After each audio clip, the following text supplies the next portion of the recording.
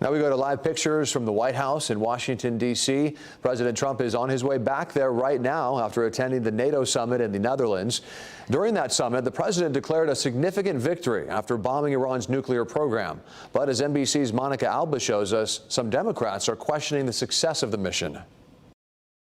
As the fragile ceasefire between Israel and Iran holds, President Trump still celebrating a win and praising U.S. strikes on Iran's nuclear facilities. It was very successful. It was called obliteration. And claiming an end to what he calls a 12-day war.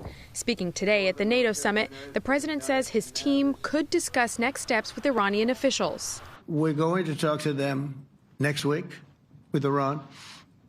We may sign an agreement. I don't know. But questions remain on whether the airstrikes were as successful as the administration says. An initial assessment by the Defense Intelligence Agency concludes that Iran's enrichment programs were only set back by months.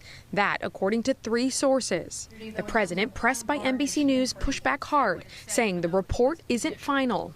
The report said what it said, and it was fine. It was severe, they think, but they had no idea. They shouldn't have issued a report until they did. The president also questioned on possible intelligence on whether the Iranians had moved enriched uranium prior to the strikes. We think we hit them so hard and so fast they didn't get to move. And if you knew about that material, it's very hard and very dangerous to move. Some lawmakers have seen the report and want more answers. Do we know whether the uranium was there? Do we know whether the centrifuges were there? What is the state of those facilities? What is the timeline in which Iran could try to break out and build a bomb? We have a lot of serious questions that demand serious answers. Senators are scheduled to get their briefing on the weekend airstrikes tomorrow. That had originally been set for yesterday, but it was postponed until after Secretary of State Marco Rubio and Defense Secretary Pete Hegseth returned from the NATO summit.